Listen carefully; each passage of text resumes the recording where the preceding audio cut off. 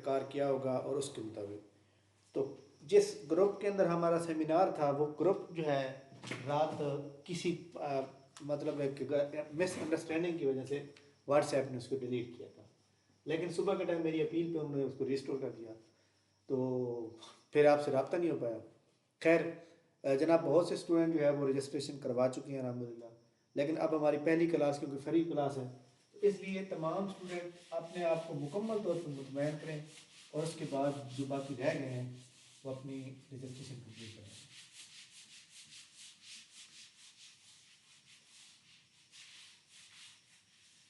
हमारे पास सबसे पहले जनाब ये बता दें कि आपको वाइट बोर्ड क्लियर नजर आ रहा है? बात ओके? एनीवन? आज जनाब 3 मार्च है 2025। हमारा टॉपिक है जनाब अकाउंटिंग।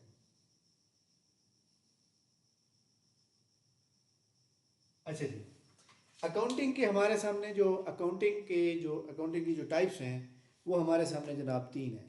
सबसे पहले और सबसे इम्पोर्टेंट जो है वो फाइनेंशियल अकाउंटिंग है। फाइनेंशियल अकाउंटिंग है, कास्ट अकाउंटिंग है, मैनेजमेंट अकाउंटिंग है। तो सबसे इम्पोर्टेंट जो हमारे पास मौजूद है वो है फाइनेंशियल अकाउंटिंग। सबसे ज़्यादा पेपर या सबसे ज़्यादा सवालात जो पूछे जाते हैं वो फाइनेंशियल अकाउंटिंग से पूछे जाते हैं। तो इसके जनाब सबसे पहले नंबर पे हम चैप्टर लिख लें कि कौन कौन से चैप्टर को हमने देखना है। इंट्रोडक्शन आ जाएगा, अकाउंटिंग इक्वेशन आ जाएगी, अकाउंटिंग इक्वेशन। आपको मैं प्रॉपर अकाउंटिंग पढ़ाऊंगा जैसे अकाउंटिंग जो है पढ़ाई जाती है और आपने सीखना है, ठीक है, ताकि आपको जो है कल क्योंकि आपको पता है कि जो पेपर पीपीएससी का लेता है उसमें कुछ सवाल न्यूमेरिकल के भी छोटे छोटे पूछे जा सकते हैं। ठीक हो गया? Nature of account, nature of accounts. Accounts जो होते हैं उनकी नेचर क्या है, यानी कि ये पर्सनल है, रियल है, नॉमिनल है, क्या है, इसके बारे में। इसके बाद जनाब जर्नल, लेजर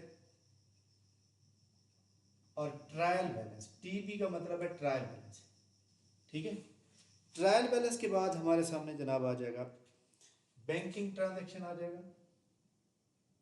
बैंकिंग यानी कि जो एक अकाउंटेंट होता है उसकी जनाब बैंक के साथ भी अच्छा खासा ताल्लुक होता है।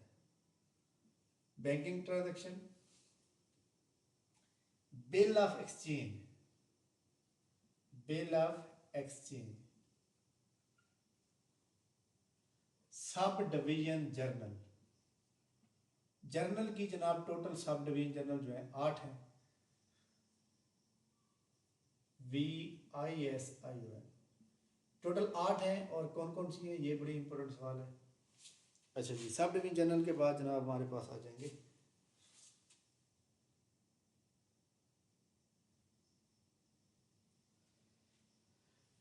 अच्छा जी, सब डिवीजन जर्नल के बाद हम लिखेंगे final account. Final account, final account के अंदर हमारे पास जो है 3 चीज़ें बड़ी इंपॉर्टेंट होती हैं। सबसे पहले हमारे पास जनाब एक आ जाता है ट्रेडिंग अकाउंट, उसके बाद हमारे पास आ जाता है प्रॉफिट ओवर लॉस अकाउंट और आखिर में एक आ जाती है बैलेंस शीट। बैलेंस शीट, ठीक है, ये हम इसको डिटेल में पढ़ेंगे। इसके बाद जनाब हमारे पास next capital and revenue expenditure. Capital and revenue expenditure, ये आप तमाम लोग जो है नोट कर लें क्योंकि हमने इसके अंदर रहते हुए फाइनेंशियल अकाउंटिंग कंप्लीट करनी है। और rectification of error, rectification of error. अगर अकाउंटिंग में कोई गलती हो जाती है तो जो आपको पता सॉफ्टवेयर होता है वो तो एक बार एंट्री हो गई तो रिवर्स तो नहीं हो सकती, डिलीट तो कर नहीं सकते उसको, तो फिर उसकी आपने रेक्टिफाई कैसे करनी होती है। इसके बाद जनाब इनकम्प्लीट रिकॉर्ड, या इसको जनाब आम अल्फाज में हम सिंगल एंट्री का नाम भी देते हैं, single entry. Non trading concern, non यानी ऐसी ऑर्गेनाइजेशन जो जिनका काम पैसा कमाना नहीं होता, नॉन प्रॉफिट ऑर्गेनाइजेशन। ठीक हो गया। इसके बाद हमारे पास आ जाएगा जनाब डेप्रिसिएशन। डेप्रिसिएशन डेप्रिसिएशन के बाद हमारे पास कंपनी अकाउंट। कंपनी अकाउंट के बाद हमारे पास कंसाइनमेंट, कंसाइनमेंट अकाउंट आ जाएगा। ठीक हो गया। अच्छा जी, इसके बाद हमने साथ जो है जॉइंट वेंचर भी साथ पढ़ना है, जॉइंट वेंचर, और रिजर्व, और आखिरी हमारा चैप्टर होगा पार्टनरशिप, पार्टनरशिप अकाउंट। ये जनाब हमारे फाइनेंशियल अकाउंटिंग के टॉपिक होंगे जिसको हमने अच्छी तरह पढ़ना होगा। इसके अब जब हम एक टॉपिक को पढ़ेंगे तो सबसे ज़्यादा जो हमारा टाइम लगना है वो इंट्रोडक्शन पे लगना है, क्योंकि पेपर भी आपका इंट्रोडक्शन पे, आपका जो पेपर बन के आएगा जो पीपीएससी लेगा वो जनाब बेसिक होगा, उसके अंदर कोई मतलब इतना हार्ड एंड फास्ट नहीं होगा कि जनाब आप को पूछा जाए जैसे आप कोई सीएसएस लेवल का टाइप पेपर, ऐसा नहीं होगा बिल्कुल।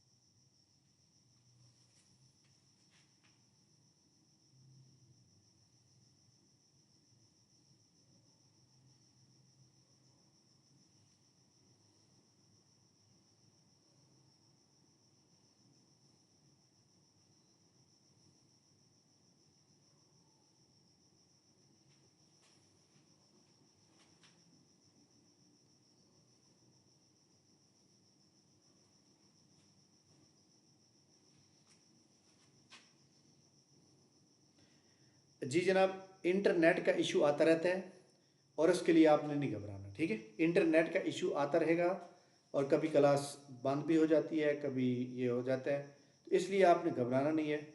और जनाब मैंने वॉल्यूम जो है अनम्यूट कर दिया, अगर आपने कोई सवाल करना होगा तो भी आपने यहाँ पे कर सकते हैं, ठीक है। अच्छा जी, ये जनाब हमारे टॉपिक होंगे फाइनेंशियल अकाउंटिंग के, और इन टॉपिक के अंदर रहते हुए हमने जनाब पूरी तरह से वो पढ़ना है। सबसे ज़्यादा जो हमारा वक्त लगेगा वो लगेगा जनाब इंट्रोडक्शन के ऊपर। इंट्रोडक्शन जो है पीपीएससी का, मैं अभी आप बात कर रहे थे तो बीच में क्लास रुक गई थी। पीपीएससी जो है क्या करता है, पीपीएससी ने जो पेपर लेना है वो बिल्कुल बेसिक से पूछना है, उसका जो भी क्वेश्चन आएगा वो बिल्कुल बेसिक से आएगा। तो लिहाजा वो बेसिक क्वेश्चन कौन कौन से ऐसे हो सकते हैं जो आपको इंट्रोडक्शन में सबसे ज़्यादा मिल जाएंगे, ठीक है। ये जो मैंने लिख लिया है इसके मैं आपको पिक कर भी भेजूंगा बिल्कुल क्लियर, तो मैं वो पिक्चर बना लेता हूँ ताकि आपको बाद में ग्रुप में भेजी जा सके। जी जनाब, इस टॉपिक के अलावा कोई और टॉपिक नहीं होगा फाइनेंशियल अकाउंटिंग में, और इसी के अंदर हमने फार्मूले तैयार करने, इसी के अंदर सब कुछ करना है। किसी बंदे ने इसके ऊपर कोई सवाल करना तो अभी आप कर सकते हैं, आपके पास 1 मिनट है।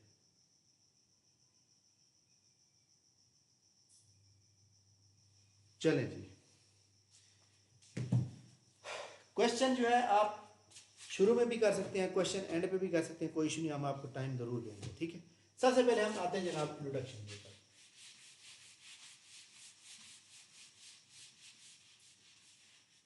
जो लोग बिल्कुल न्यू हैं उनको घबराने की कोई ज़रूरत नहीं है। आपको जो क्लास दी जाएगी और क्लास के अलावा आपको नोट्स भेजे जाएंगे, उनको आपने अच्छी तरह तैयार करना है और इंशाल्लाह ताला आपको कोई भी मसला नहीं दरकार होगा, ठीक है। अच्छा जी, सबसे पहले जनाब आप हेडिंग डालेंगे origin of accounting. Origin of accounting, accounting का आगाज जो है वो कहाँ से होता है, कौन सा ऐसा बंदा है जो इसका फादर कहलाता है। हर सब्जेक्ट का होता है ना, father of science, father of philosophy, father of English, her subject होते हैं। फादर ऑफ अकाउंटिंग कौन है जनाब, इटली का एक बंदा है, उसका नाम है क्या बोला, LUCAS, लुकैस, PACILI, पोसिलियो।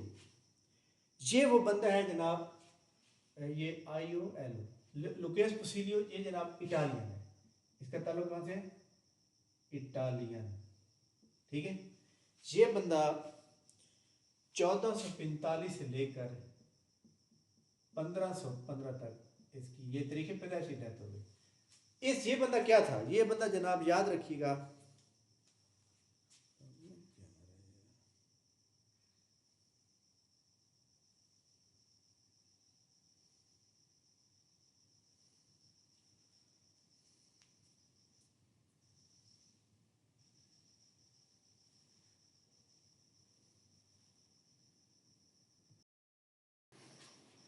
ये बंदा जनाब इटली का है, लुकेस पेसेलियो। ये बंदा एक्चुअली था क्या? It is an mathematician and pioneer of accounting. ये एक्चुअली एक जो है इस मैथ का बंदा था, लेकिन इसी बंदे ने जनाब अकाउंटिंग का आगाज़ किया। He is the founder of modern accounting system of book keeping. He wrote a comprehensive book. उस किताब का नाम था दी कंप्यूटीज स्क्रिप्ट, ठीक है, जो कि 1494 में इटली का एक शहर है वेनिस, वहाँ से पब्लिश कराई उसने, ठीक है। उसके बाद इसने एक और किताब लिखी जिसका नाम था principle of double entry system, जो कि आपको पता है कि इसके बेस पे आजकल पूरी दुनिया में अकाउंटिंग चल रही होती है, डबल एंट्री वाली, ठीक हो गया। तो यानी आपका सवाल यह है कि ओरिजिन कहाँ से होता है और अकाउंटिंग का फादर कौन है, तो वो जनाब ये मैंने बता दिया। क्लियर होगी बात? आगे चलते हैं। Definition, DEFINITI। अकाउंटिंग की डेफिनेशन पेपर में आएगी, उसमें 4 ऑप्शन मौजूद होंगे, 3 गलत होंगे, एक ठीक होगा। तो आपको अकाउंटिंग की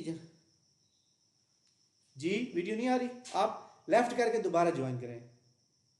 जिस बंदे को प्रॉब्लम आ रही है ना, लेफ्ट करके दोबारा ज्वाइन करें, आपका मसला हल हो जाएगा। अगर आपको आवाज़ में मसला आ रहा है, अगर आपको वीडियो में मसला आ रहा है, जी जनाब, बाकी जिनको सही नज़र आ रही है वो मैसेज कर दें कि बिल्कुल ठीक हो गया है। अच्छा जी, हम चलते हैं डेफिनेशन की जानिब।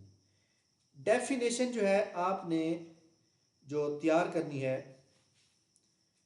वैसे तो हमारे पास काफ़ी सारी डेफिनेशन मौजूद हैं, लेकिन कल मैंने आपको एक डेफिनेशन बताई थी कि आपने वो डेफिनेशन याद रखनी है। और डेफिनेशन क्या था बोला?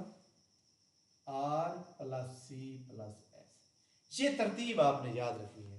इस तरतीब को आगे पीछे भी हो सकती है, तो लेकिन ये लफ्ज़ आगे पीछे नहीं होंगे। मतलब रिकॉर्डिंग के दरमियान कोई और लफ्ज़ आ सकता है, तो उसके बाद कम्युनिकेशन आएगी, कम्युनिकेशन के बाद कोई और लफ्ज़ आ सकता है, कोई और भी आ सकता है, लेकिन उसके बाद समराइजेशन आएगी। तो ये RCS कोड आपने याद रखना है।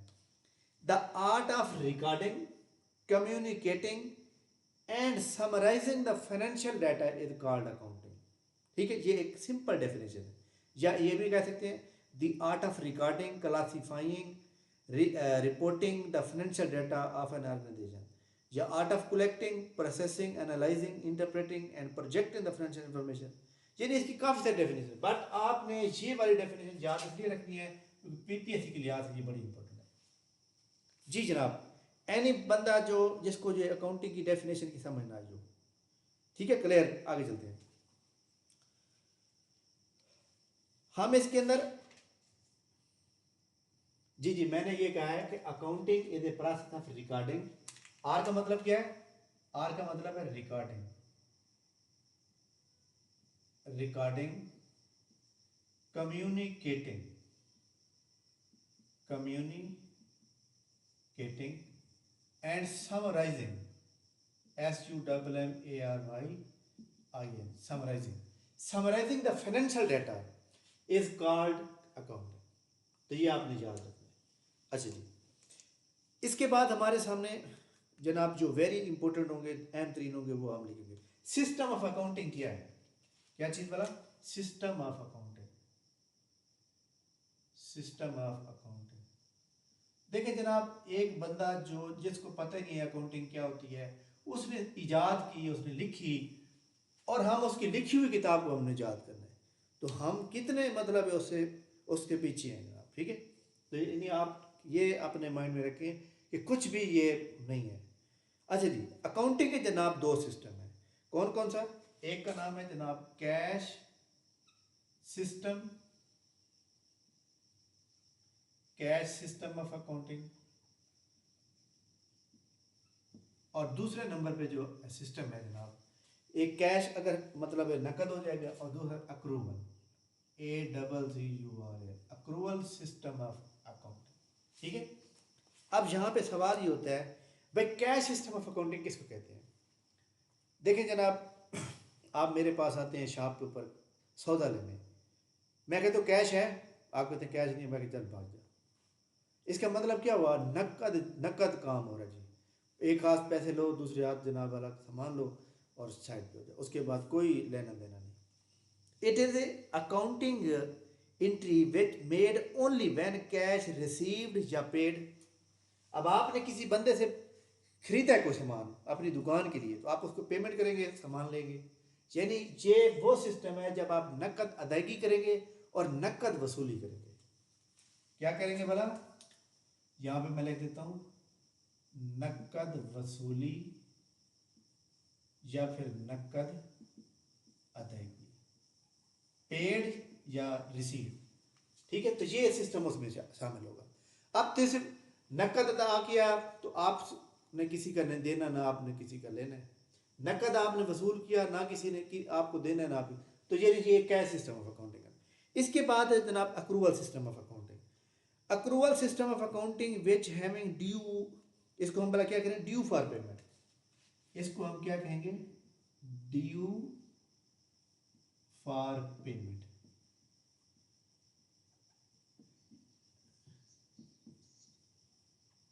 ड्यू फॉर रिसीविंग दी मैं बताता हूँ आपको। ड्यू का मतलब क्या होता है? आपने अक्सर यूटिलिटी बिल देखे हैं, बिजली के बिल, तो हम क्या कहते हैं यार ड्यू डेट से चेक करना। ड्यू डेट का मतलब है अदा करने की आखिरी तारीख। ड्यू पेमेंट, पेमेंट अदा करें। ड्यू रिसीव, पेमेंट रिसीव करें। ठीक है। अब जनाब क्या है कि अक्रूवल सिस्टम के अंदर आपका क्या होगा कि वो चीज़ जो आपने उधार पे की है, आपने उधार पे पेमेंट करनी है। फॉर एग्जाम्पल आपकी शॉप के अंदर जो है आपको ज़रूरत है इस वक्त 10 लाख सामान, 10 लाख सामान आपने करा लिया, 5 लाख दे दिया, 5 लाख बाद में देंगे, तो 5 लाख कैश सिस्टम में चला जाएगा और जो उधार है वो अक्रूवल में चला जाएगा। ठीक है। अब ये हो गया आपने जिससे मतलब जिसको वो क्या कहते हैं कि आपने जैसे सामान लिए। अब आपने मतलब आपके पास भी काफ़ी सारे कस्टमर ऐसे हैं जिनको आप बाद में जो है पेमेंट लेते हैं। वो कोई कहता है कि जनाब यार ये अपना कोई बंदा जो है ना वाइट बोर्ड को ना छेड़े, सेटिंग में जाके कौन छेड़छाड़ी कोई भी ना करे।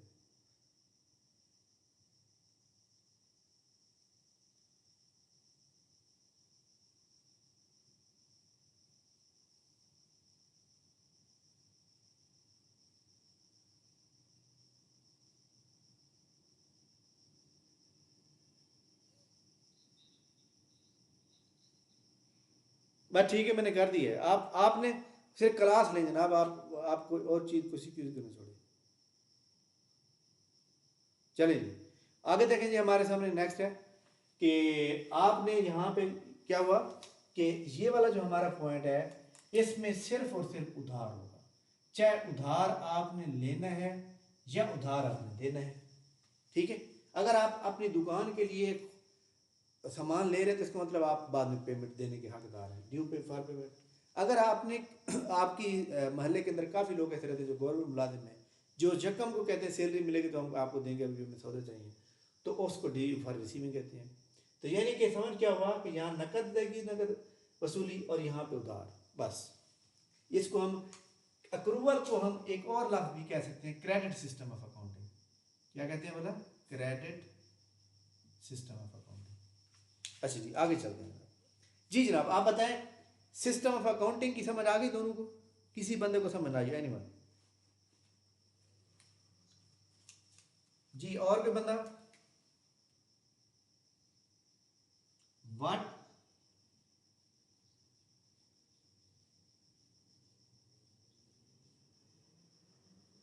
शॉर्ट वर्ड, आपका नाम क्या है? अदनान तारिक। अदनान तारिक साहब, अगर आप दुकान से नकद अदायगियाँ कर रहे हैं तो कैश सिस्टम ऑफ अकाउंटिंग है, आपने ना देना है ना लेना है।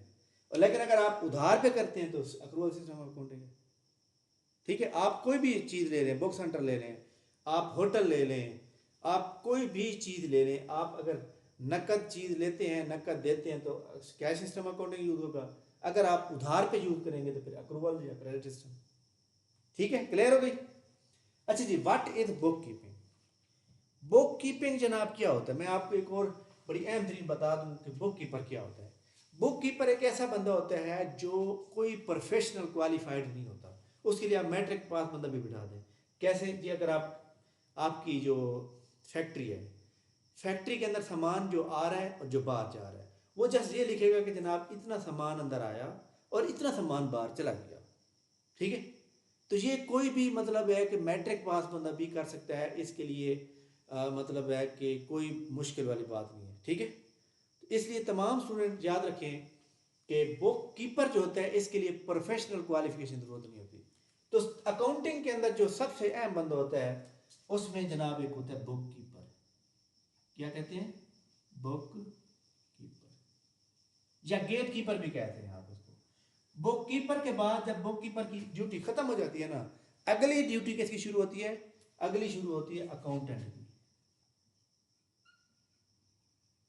अकाउंटेंट की ड्यूटी शुरू हुई। अकाउंटेंट के बाद जो ड्यूटी शुरू होती है वो होती है ऑडिटर की। किसकी शुरू होगी? ऑडिटर की। अब जो हमारी नौकरी जिसके लिए हम ट्राई कर रहे हैं, अल्लाह ताला फल फूल लगाएगा, तो हमारी नौकरी कहाँ पे है? हमारी नौकरी ये है, हमने इन दोनों का काम चेक करना है। ठीक है, बुक कीपर का काम, बुक कीपर के लिए कोई प्रोफेशनल क्वालिफिकेशन जरूरत नहीं है। अकाउंटेंट के लिए एक प्रोफेशनल क्वालिफाइड अकाउंटिंग की जरूरत होती है, CA, B com, M B A finance. Accountant के लिए जो प्रोफेशनल क्वालिफिकेशन जरूरी है, ऑडिटर के लिए भी जरूरी है। ठीक सेम, यानी बुक कीपर का काम जो है अकाउंटेंट चेक करेगा, अकाउंटेंट काम जो है ऑडिटर चेक करेगा। जहाँ पर बुक कीपिंग बंद होती है वहाँ अकाउंटिंग ओपन हो जाती है, जहाँ अकाउंटिंग बंद होती है वहाँ ऑडिट ओपन हो जाती है। जी जनाब, क्लियर होगी बात? एनीवन? अच्छा जी, सवाल यह है कि what is book keeping? Book keeping में आपको एक सिंपल वे से समझाऊंगा कि हमारी जनाब वाला, मैं आपको मिसाल देकर समझाता हूँ। ये हमारी जनाब एक फैक्ट्री है, इसका हम नाम रख देते हैं अकबर सन्स। क्या रख देते हैं? अकबर सन्स। ये जनाब उसका गेट है, मेन गेट है, और यहाँ पे एक बंदा बैठा हुआ है। उसका काम क्या है? उसका काम यह है कि जनाब जो माल अंदर है और जो माल बाहर है आपने रजिस्टर पर रिकॉर्ड करना है। जो भी चीज़, मतलब ये नहीं कि माल की बात है, कोई भी चीज़ बाहर अंदर जाएगी जिसके अंदर जनाब मनी इन्वॉल्व होगी उसको आपने रिकॉर्ड करना है। यानी फॉर एग्जाम्पल एक बंदा बाहर गया तो बंदा अंदर आया खाली, तो उसको नहीं रिकॉर्ड करना। जिसके अंदर मनी इन्वॉल्व होगी वो आपने रिकॉर्ड भी करनी है, आती हुई रिकॉर्ड करनी है, जाते हुए भी रिकॉर्ड करनी है। भाई यार फिर पता नहीं कौन ऑन कर देता है।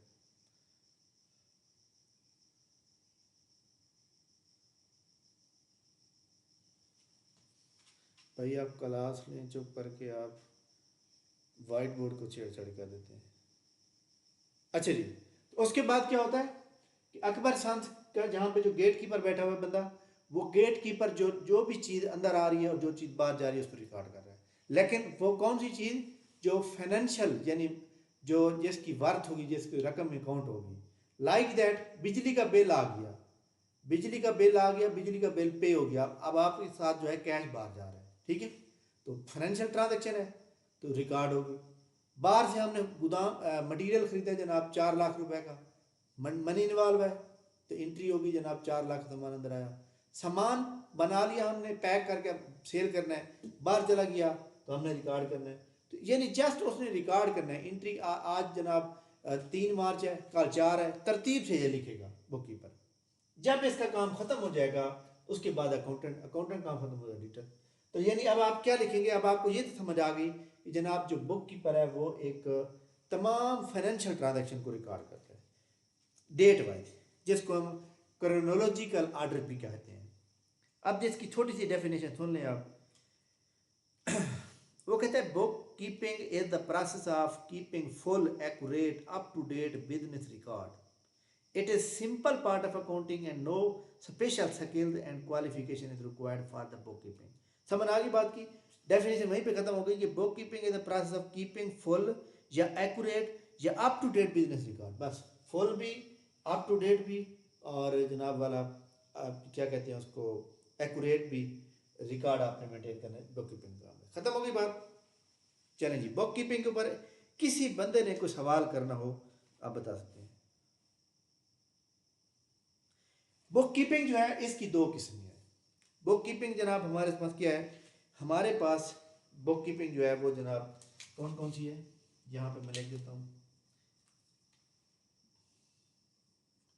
सिंगल, और यहाँ पे मैं लिख देता हूँ डबल। अब सिंगल डबल क्या है बड़ा, सिंगल एंट्री और डबल एंट्री, ठीक है। Single entry of book keeping, single entry of book keeping, और इसी तरह double entry of book keeping. अब यहाँ पे एक बड़ा अहम सवाल ये है जनाब कि single entry of book keeping क्या है। आप ये बताएं, तमाम स्टूडेंट जो मेरी आवाज़ सुन रहे हैं आपने जवाब देना है कि आपने कभी शॉपकीपर को, जो आपके घर के मोहल्ले के अंदर दुकान होती है, करियाना स्टोर होता है, उसको कभी देखा खाते बनाए होते हैं रजिस्टर के ऊपर, उधर क्या लिखा होगा, उधर लिखा होगा जी मलिक बशीर, मलिक बशीर। अब यहाँ पे उसने क्या लिख दिया, घी 550 रुपये, चीनी 700, ठीक है, 100 साबुन 200। अब हमें क्या पता जनाब कि साबुन मलिक बशीर से लिया गया है या साबुन दिया गया है, हमें इधर लिखा हुआ नहीं है, इधर जैसे लिखा हुआ है, इसलिए इसका कोई अथेंटिक प्रूफ नहीं है। जब अकाउंटेंट कहेगा जनाब ये जो आपने चीनी लिखी है, ये चीनी मलिक बशीर से आपने ली है या दी है, वो कहेगा जी मैंने तो उसको दी है, वो कहेगा जी मुझे प्रूफ दे। तो ये अकाउंटिंग की नज़र में इसका जब रिकॉर्ड नहीं मौजूद तो इसको हम सिंगल एंट्री कहते हैं। मतलब एक एस्पेक्ट तो मौजूद है ट्रांजैक्शन का, दूसरा पहलू मौजूद ही नहीं है। जब डबल एंट्री होगी फिर क्या होगा, फिर हम पूरा प्रॉपर लिखेंगे कि जनाब cash received from Ali for sale, sale की वजह से अली से कैश खरीदा। अब यहाँ पे बात हो गई भाई कैश खरीदा किससे, अली से, क्यों खरीदा, सेल होने की वजह से। ये पक्की बात हो गई भाई जनाब, ये जो आपने 5 लाख खरीदा लिया है आपके हाथ में, ये कहाँ से है, अली से है, किसकी वजह से, सेल की वजह से। लेकिन ऊपर पता नहीं चल रहा। तो यानी जहाँ पे दो पहलू मौजूद हो ट्रांजेक्शन के, दोनों पहलू कैसे, कैश रिसीव किया आपने, कर लिया, किससे किया, अली से किया, तो ये दो पहलू मौजूद है। इधर क्या है कि घी जनाब 550। अब यहाँ तो नहीं पता चल रहा कि घी जनाब आपने लिए है या आपने किसी को दी है, यहाँ तो जस्ट ले लिखा हुआ है। जी जनाब, आपको सिंगल एंट्री और डबल एंट्री समझ आ गई, एनीवन? तो यानी इसका मतलब ये आप असल में समझना चाहिए भाई डबल एंट्री को क्या कहते हैं और सिंगल एंट्री को हम क्या कहते हैं, ये हमें अच्छी तरह से समझना चाहिए, ठीक है। अच्छा जी, अकाउंटिंग के अंदर फाइनेंशियल अकाउंटिंग, ये हम जो पढ़ रहे हैं फाइनेंशियल अकाउंटिंग है, कॉस्ट अकाउंटिंग है और मैनेजमेंट अकाउंटिंग है। इन तीनों में फ़र्क क्या होता है, इनको हम ब्रांचेज ऑफ अकाउंटिंग का नाम भी देते हैं, टाइप्स ऑफ अकाउंटिंग का नाम भी देते हैं, ठीक है। तो मेन एरिया ऑफ अकाउंटिंग का नाम भी दे देते हैं। 3 एरिया ऑफ अकाउंटिंग होती है, financial, cost and management. Cost financial accounting क्या होती है, फाइनेंशियल अकाउंटिंग का काम होता है जनाब पूरे खाते तैयार करके कारोबार का असल चेहरा दिखाना। ये जो आपकी फार्म अकबर संद है, 1 साल के बाद आपने हिसाब किताब बैठ करना है। फाइनेंशियल अकाउंटिंग के जरिए से जनाब दूध का दूध और पानी का पानी होगा कि जनाब आपने 10 करोड़ लगाने के बाद आपको 15 करोड़ वसूल हुआ है, 5 लाख नफा हुआ है। 10 करोड़ लगाने के बाद 6 करोड़ वसूल हुआ है, 4 करोड़ नुकसान हुआ है। ये आपको कौन सी बताएगी, फाइनेंशियल अकाउंटिंग बताएगी। Financial accounting is concern with the general accounting system, it is used mainly for the a certain profit and loss. मैंने वही बताया ना, प्रॉफिट एंड लॉस के लिए। अब कास्ट क्या है, ये मैं आपको यहाँ पर बता देता हूँ। ब्रांचेज ऑफ अकाउंटिंग यहाँ मैं लिख देता हूँ ताकि आप समझ सकें। Branches of accounting, branches of accounting के अंदर सबसे पहले हमारे पास फाइनेंशियल अकाउंटिंग, जिसका काम है नफा नुकसान मालूम करना, फाइनेंशियल अकाउंटिंग। उसके बाद हमारे पास है जनाब कास्ट अकाउंटिंग, उसके बाद है जनाब मैनेजमेंट अकाउंटिंग भी कहते हैं, और मैनेजरियल अकाउंटिंग भी इसको कहते हैं। ठीक है, अब कास्ट अकाउंटिंग का काम क्या होता है? फाइनेंशियल अकाउंटिंग का पता चल गया का प्रॉफिट या लॉस मालूम करना। कास्ट अकाउंटिंग का काम क्या होता है? कास्ट अकाउंटिंग जनाब पर यूनिट कास्ट मालूम करने के लिए मालूम की जाती है। ठीक है, किसी भी आप फॉर एग्जाम्पल आपकी जनाब पूरी फैक्ट्री है, इस फैक्ट्री के अंदर काफ़ी सारे यूनिट होंगे। आप ये देखेंगे कि जनाब हमें सबसे ज़्यादा महंगा यूनिट कौन सा पड़ रहा है, सबसे सस्ता कौन सा पड़ रहा है, यानी इस कास्ट से आपको काफ़ी सारी चीज़ें क्लियर हो जाती हैं। ठीक हो गया? It is the primary purpose to determine the control of cost involved the production. Management can take decision to improvement in the production performance of the cost accounting. For example, economic perspective, cost accounting is the measurement of the economic performance. To calculate per unit cost. ठीक है, तो ये cast. अब जनाब क्या है कि हमारे सामने ये दो अकाउंटिंग हो गया, हमें क्लियर पता चल गया। ठीक है, अब मैनेजमेंट क्या करती है? मैनेजमेंट जनाब इन दोनों को मद्देनजर रख के जो डिसाइड करती है, डिसीजन लेती है, उसको मैनेजमेंट अकाउंटिंग कहते हैं। Management accounting play a much broader role in the management system. It measure the performance of management, help the management planning, controlling business affair. Management accounting seeks to combine the financial and cost. इन दोनों को जनाब combine करके एक decision लेती है। जी जनाब, समझ आ गई? एनीवन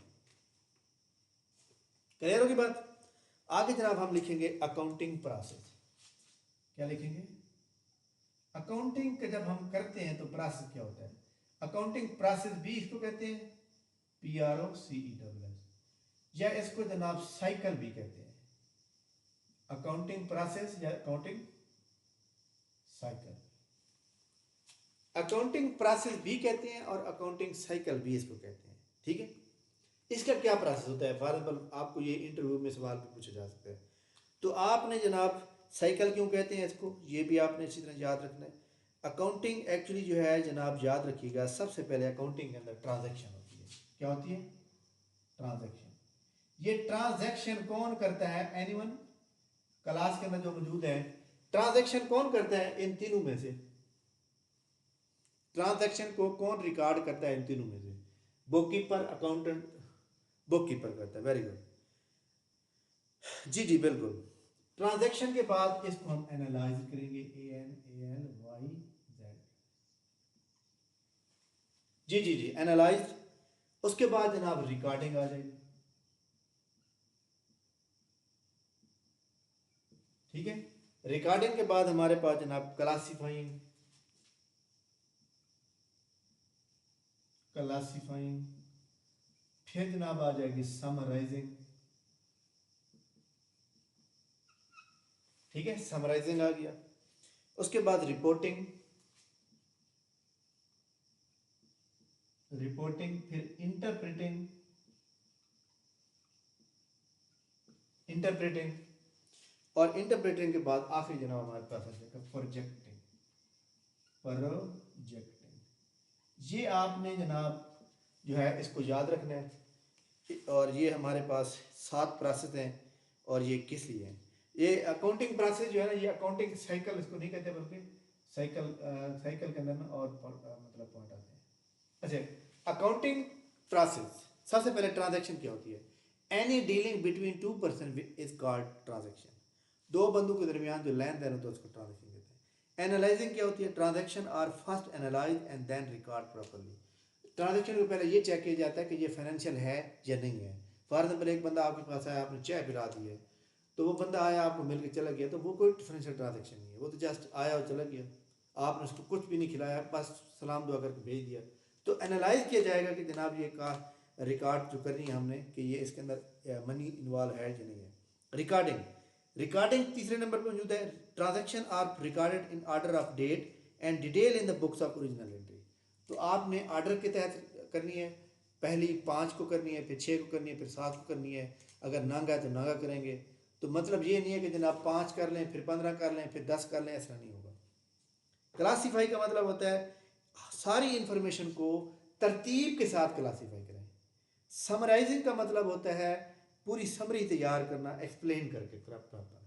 रिपोर्टिंग का मतलब process of communicating for result. Reporting वो होती है जनाब जब आप किसी को जवाब देने के लिए अहल हो जाते हैं, लाइक जब वो कहते हैं जी हाँ कहाँ रिपोर्टिंग, आप ये कहते हैं ये देखें जी पूरा बिजनेस की रिपोर्ट है। इंटरप्रेटिंग वो स्टेज होती है जब जनाब जो डायरेक्शन होती है इंपॉर्टेंट मैटर को डील करने के लिए वो इंटरप्रेट किया जाता है। Projecting finally the scheme are made for future project. फिर हम देखते हैं कि जनाब हमें मज़ीद क्या करना चाहिए, हमें अपने बिजनेस को बढ़ाना चाहिए तो कैसे बढ़ाना चाहिए, ये हम इसको देखते हैं। ठीक है, इसके बाद हमारे पास आज का आखिरी टॉपिक है अकाउंटिंग साइकिल। क्या लिखेंगे? अकाउंटिंग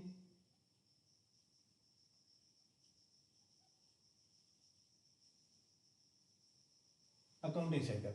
अकाउंटिंग साइकिल जनाब हमारे पास टोटल जो है मतलब ये है कि अकाउंटिंग कहाँ से शुरू होती है और कहाँ पे जाके ख़त्म हो जाती है, फिर वहाँ से शुरू होती है फिर ख़त्म हो जाती है। देखें, सबसे पहले हमारे पास आती है transaction, T for transaction. Transaction को रिकॉर्ड करता है जनाब बुक कीपर, उसको जर्नलाइज करता है, जर्नल बनाता है। कौन बनाता है बोला? वो बनाता है अकाउंटेंट। आगे अकाउंटेंट का काम चल रहा है। ठीक है, उसके बाद जर्नल के बाद जनाब बनेगा लेजर। लेजर के बाद बनेगा जनाब ट्रायल बैलेंस। टीपी का मतलब है ट्रायल बैलेंस। ठीक है, टी अकाउंट भी जिसे हम कहते हैं, सॉरी लेजर को टी अकाउंट कहा जाता है, जबकि ट्रायल बैलेंस को हम कुछ और कहते हैं। इसके बाद ट्रायल बैलेंस के थ्रू हम जनाब क्या बनाते हैं? पहले इसके थ्रू जनाब trading profit and loss account बनाते हैं। उसके बाद हम जनाब बैलेंस शीट बनाते हैं। ठीक है, बैलेंस शीट, बस इतना याद रखें। हाँ, उसको इनकम स्टेटमेंट भी कहते हैं। इनकम स्टेटमेंट में trading profit loss account plus balance sheet आ जाती है सारी। ठीक है, तो अब ये आपने थोड़ा आसान तरीके से पढ़ना है क्योंकि वो थोड़ी सी मॉडर्न अकाउंटिंग है। तो trading profit and loss account और बैलेंस शीट, इसके अंदर अगर हम ये देखें तो एडजस्टेड ट्रायल बैलेंस भी होता है, फिर क्लोजिंग ट्रायल बैलेंस भी होता है, वो सारी चीज़ें होती है। उसको उसकी तरफ नहीं जाना क्योंकि वो थोड़ा सा मॉडर्न अकाउंटिंग है, वो आपसे सवाल इस तरह के सवाल नहीं पूछे जाएंगे। तो ये 6 सिस्टम है जनाब: transaction, ledger, transaction, journal, ledger, trial balance, trading profit and loss account और बैलेंस शीट। इसके तहत हमारा अकाउंटिंग साइकिल कंप्लीट हो जाता है। जब हम बैलेंस शीट बना लेते हैं फिर हम नए सिरे से फिर ट्रांजैक्शन पे आ जाते हैं। ठीक है, साइकिल है, मतलब ये जो है साइकिल जो है ना इस तरह चल रहा है, यहाँ से चला, यहाँ से कंप्लीट हो गया, फिर दोबारा यहाँ चलेगा, फिर कंप्लीट हो गया, फिर, तो यानी ये भी ऐसे ही है अकाउंटिंग साइकिल, इसलिए कहते हैं जनाब। जी जनाब, आज जितना भी हमने पढ़ा है उम्मीद है कि आपको पता चल गया होगा। कल जनाब हम इंशाल्लाह अकाउंटिंग के प्रिंसिपल पढ़ेंगे जो कि बहुत इंपॉर्टेंट है पेपर के लिहाज से और इंटरव्यू के लिहाज से। इंटरव्यू में अकाउंटिंग के प्रिंसिपल बड़े डिसाइड किए जाते हैं और एमसीक्यू भी बड़ा बेस करते हैं कि वो यहाँ पे आते हैं।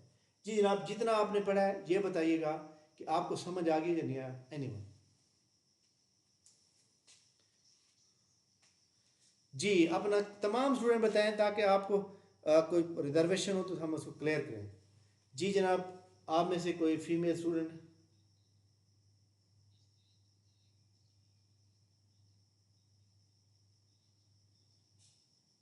जी जी,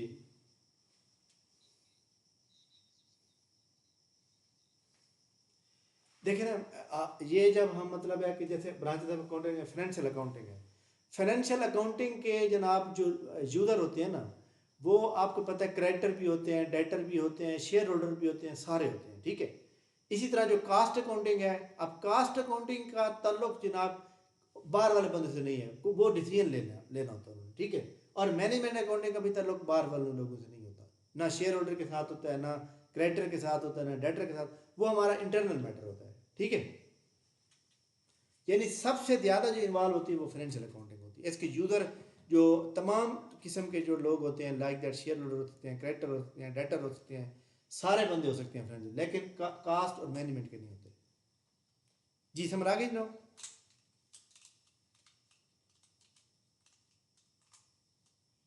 जी, any other question? Any other question जनाब? चले जनाब, मैं आपको ये रिकॉर्डिंग अभी थोड़ी देर में शेयर करता हूँ और आपको 150 MCQ शेयर करूँगा। आपको ना मैं एक बात बता दूँ, ये जो मैं आपको पढ़ा रहा हूँ ना, यहाँ से आपके 5, 10, 15 MCQ जब 20 तक आ जाएंगे। ठीक है, लेकिन असल जो आपको इंटरव्यू की लिस्ट में डालेगा ना, वो टेस्ट डालेगा, वो वेरी इंपॉर्टेंट MCQ होंगे, मुख्तलिफ वेबसाइट से मर्ज किए गए होंगे, और आपको हमने वो चीज़ें क्लियर करानी है जो पीपीएससी में बार बार वो सवाल रिपीट होते हैं। ठीक है, आपने अच्छी तरह से याद करना है और हर पीडीएफ को अपने पास लैपटॉप के अंदर सेव रखना है ताकि आप बाद में उसको अच्छी तरह रिवाइज भी कर सकें। हमारे पूरे 5 दिन टेस्ट होंगे, उसके बाद वीकेंड पे यानी संडे वाले दिन जितने भी हमने पढ़ा होगा, पीडीएफ जितनी भी भेजी होंगी, सबका जनाब फिर ग्रैंड टेस्ट होगा। ठीक है, तो यानी आपने अच्छी तरह से उसको क्लियर करना है। जी जनाब, एनी क्वेश्चन? बंद करने से पहले मैं कोई सवाल आपसे पूछना चाहूँ तो आले दो के।